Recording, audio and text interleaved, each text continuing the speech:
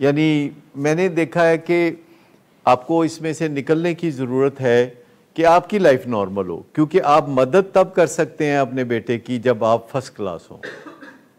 لیکن جب بھی آپ نے کسی کی مدد کرنی ہے تو اس کا پہلا اصول یہ ہے کہ آپ ٹھیک ہوں، آپ فرسٹ کلاس ہوں. مدد کرنے کا ایک ہی اصول ہے، خالی گلاس سے تو آپ کسی کو پانی بھی نہیں پلا سکتے.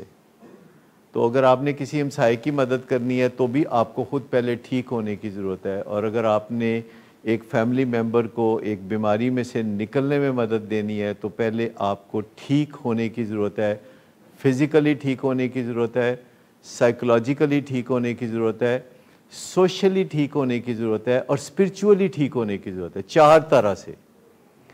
فزیکلی یعنی جسمانی طور پر بلڈ پریشر، ڈائبٹیز ہمارے مریضوں کے فیملی ممبرز کو بہت پکڑتا ہے، بلڈ پریشر اور ڈائبٹیز، فزیکل بیماریاں.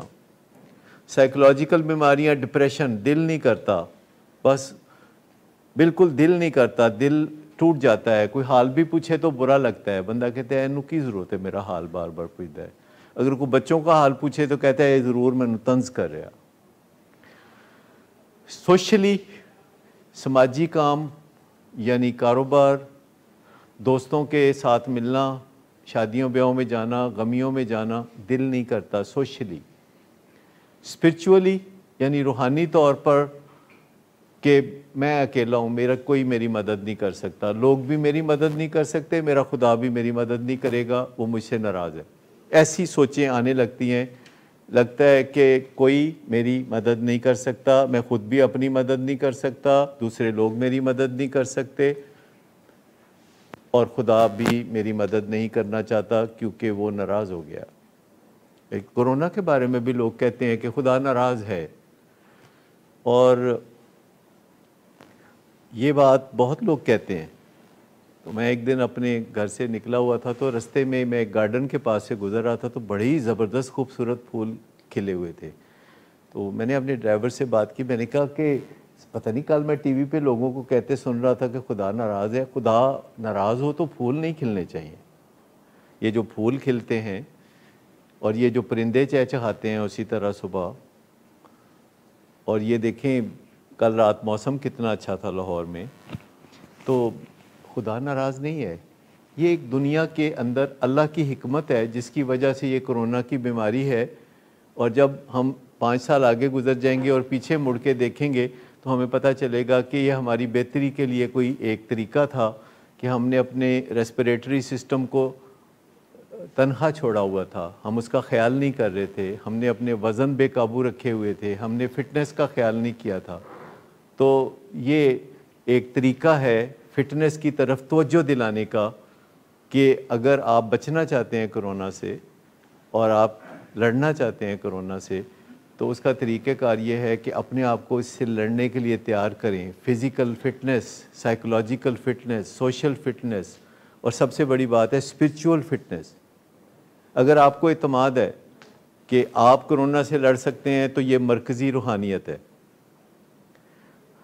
دیکھیے آپ میں سے کتنے لوگ ہیں جن کو خیال ہے کہ وہ کرونا سے لڑ سکتے ہیں؟ ٹھیک، میرا خیال ہے کہ آپ سب لڑ سکتے ہیں، کیونکہ جو 10,000 لوگ ہیں ان کی اگر کوئی میراتھن ہو، ان کی کوئی ریس ہو، تو آپ نے صرف یہ اہتمام کرنا ہے کہ آپ آخری 2 بندے نہ ہوں.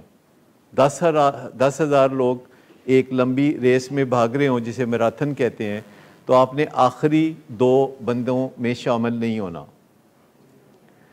اور کوئی ہے جس کو لگتا ہے کہ وہ آخری 2 بندوں میں شامل ہے؟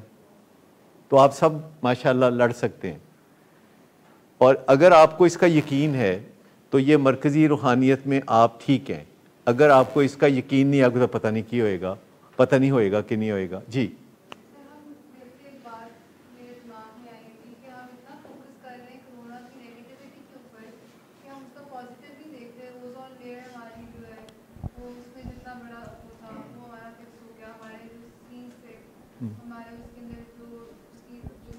وہ بہتر ہو گئی ہے. تو میں تو یہی بتا رہا ہوں کہ 10,000 میں سے جو 2 بندے ہیں وہ آپ نے نہیں ہونا، اور آپ کو اتنا اعتماد ہونا چاہیے، اور اگر آپ کے اندر سے آواز آتی ہے کہ آپ لڑ سکتے ہیں اور کامیاب رہ سکتے ہیں تو یہ مرکزی روحانیت ہے۔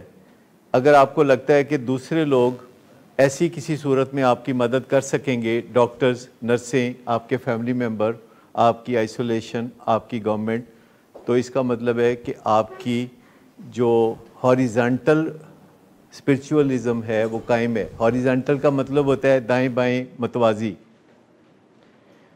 اور اگر آپ کو لگتا ہے کہ آخر کار جب میں دنیا میں پریشان ہوتا ہوں تو میرا اللہ میری مدد کرتا ہے، کیونکہ یہ ایک قرآنک دعا بھی ہے کہ جب میں بیمار پڑتا ہوں تو وہی ہے جو مجھے شفا دیتا ہے، تو اگر اس کا مجھے یقین ہے پکا، تو یہ ورٹیکل اسپرچولیزم ہے، یہ اوپر سے آ رہا ہے اور ایک دائیں بائیں سے آ رہا ہے اور ایک اندر سے جنم لے رہا ہے۔ تو آپ سمجھیں کہ روحانیت کا یہ جو چشمہ ہے جو اندر سے پھوٹتا ہے اور چاروں طرف سے اکٹھا ہوتا ہے اور اوپر سے برستا ہے، تو میرے خیال میں پھر ڈرنا نہیں ہے، پھر لڑنا ہے۔ اور وہ جو میں کہتا ہوں نا، لڑنا پڑے گا، کیونکہ ہم نہیں بھی لڑنا چاہیں گے تو وہ لڑے گا، اور کئی دفعہ وہ لڑے گا اور منہ کی کھائے گا اور ہمیں پتہ بھی نہیں ہوگا کہ وہ ناک آؤٹ ہو چکا ہے۔ 80% کیسز میں پتہ بھی نہیں چلے گا آپ کو کہ آپ نے کرونا کو ناک آؤٹ کیا ہے۔ لیکن اگر آپ اپنی فٹنس کا خیال رکھیں گے تو یہ آپ کا اپنی سوسائٹی پہ احسان ہوگا۔